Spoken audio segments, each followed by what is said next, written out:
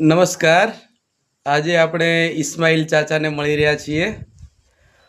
ઇસ્માઇલ ચાચા છે એ માટીકામ સરસ રીતે કરે છે. એવો માટીમાંથી અલગ અલગ ઘણી બધી વસ્તુઓ બનાવે છે. તો આપણે ઇસ્માઇલ ચાચા પાસે જાણીશું.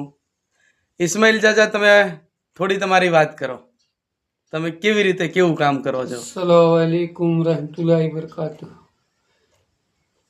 હું માટીમાંથી માટલું બનાવું, માટીમાંથી પાણી પીવાની બતક બનાવું, દીપાવલીના કોળિયા કલુડા બનાવું, સબ તાવડી, કોઈ નાનો ગદુડું, કોઈ ગ્લાસ, કોઈ ગલ્લો, બચત બેંક એ બનાવો. તમે આજે બનાવતા હોય ત્યારે બનાવતા કંઈ ગાતા હો ખરા? કંઈ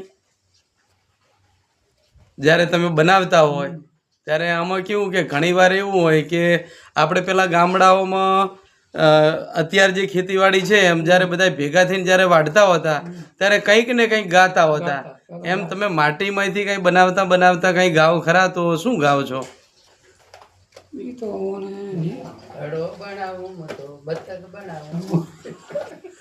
કંઈક તમે જે બનાવતા હોય એના કંઈક દુહા છંદ હોય, તમને કોઈ યાદ હોય તો?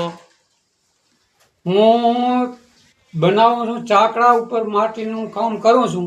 ત્યારે ખીલા ઉપર ખેતી કરે, ખીલા ઉપર ખેતી કરે, ખળામાં મેલે લાય, પ્રભુ હોય ભાદરો તો બેઠો બાજરી ખાય, ઉતળ બે હું તૂતળ બે હું દરમાં નાખે દાંડો, એમ કરીને એના છોકરાઓને ભાડે કોણ કે એને ગાંડો. વેચ જેટલી વરખડી, ડાલા જેવડું ફૂલ, કાસા કમળ નેપજે, પાકાનું થાય મૂલ. ચીકણી માટી ચાક ચડાવે, ટપલા મારીને ઘાટ ઘડાવે, એનું નામ કુંભાર. હું ગામ ચલાદરનો, મારું નામ ઇસ્માઇલ, મારા બાપાનું નામ રમજાન, મારા દાદાનું નામ વિધા, ગામ ચલાદર, મુકામ પોસ્ટ ચાત્રા, તાલુકો ભાભર, જિલ્લો બનાસકાંઠા.